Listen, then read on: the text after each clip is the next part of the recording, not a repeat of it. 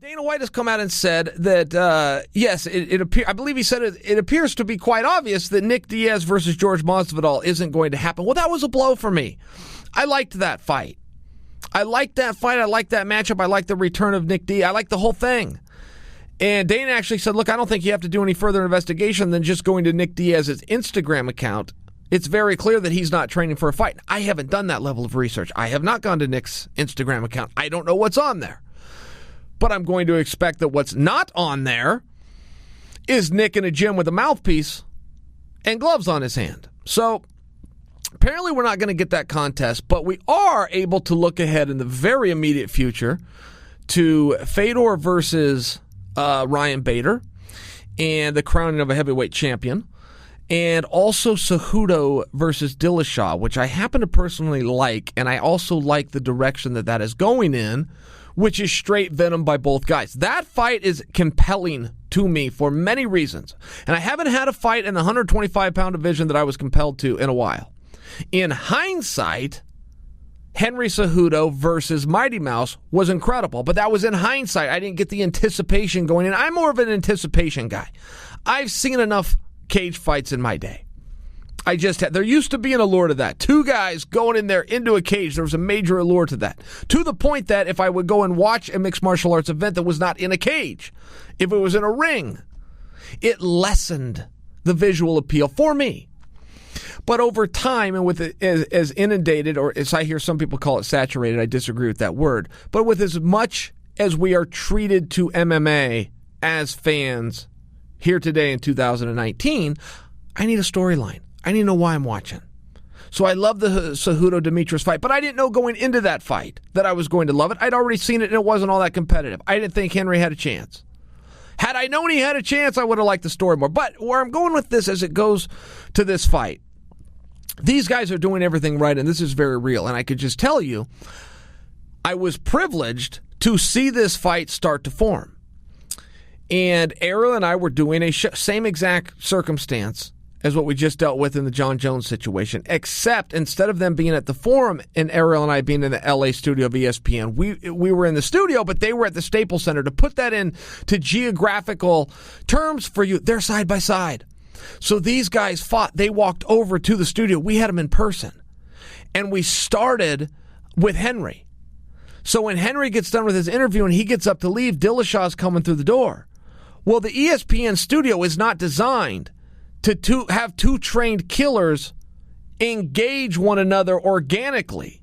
There's not security set up over there. The UFC doesn't have security. This isn't supposed to happen. Quite literally, as Henry is leaving, the door opens for him to exit. Cejudo comes walking in. They're face to face. They're both bloody and bruised, but they also both have 12-pound gold belts. There's no cameras rolling. We were not prepared for this. And all hell broke loose. All hell broke loose purely verbally, but the fight was made right there. And I'm only telling you guys this story because we didn't have the cameras on. And had we turned the cameras on, we wouldn't have even had it facing in this direction. This was not supposed to happen. This was as organic as it gets. And there's Errol and I trying to, one, enjoy the drama that's unfolding before us, but also play the buffer of, hey, not here. Henry, go by. TJ, come this way. Shut the door behind you.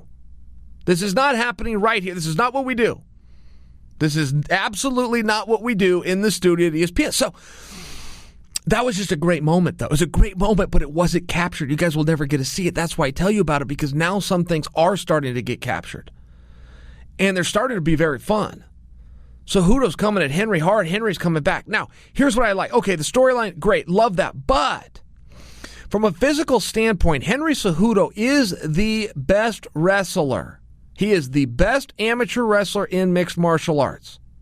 T.J. Dillashaw, in my opinion, is the best mixed martial arts wrestler in the sport today. Those have to, something has to give.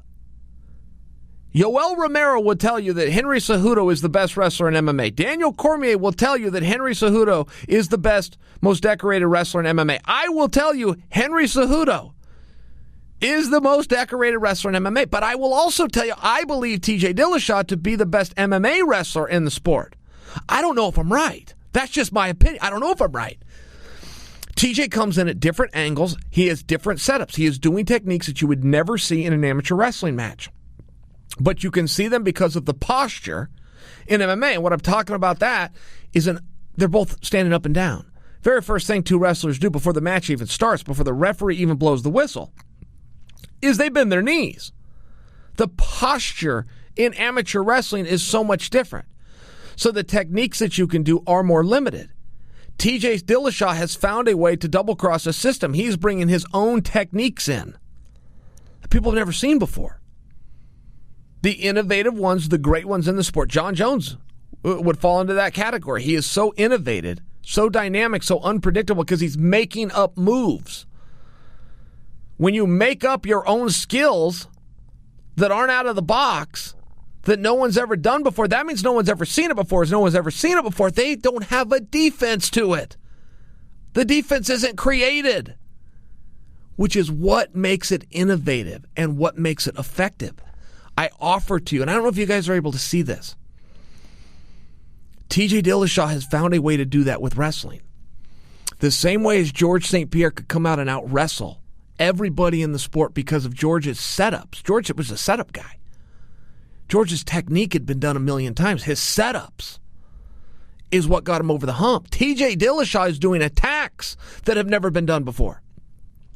I'm just interested to see, am I right? Am I right about that?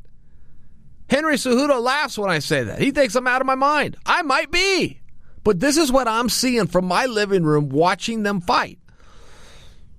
Henry Cejudo has the accomplishments in amateur wrestling and is the best amateur wrestler that the sport has competing at a high level today. TJ Dillashaw has the best MMA wrestling, and they happen to be fighting in MMA. I think that's compelling. And I know I'm not going to win you guys over with the wrestling aspect. That's the wrestler in me talking. I know you guys want to see the punches and the kicks. I get all of that. I'm just saying I have a reason to tune in and see this. I have a vested interest in seeing, am I right or am I wrong?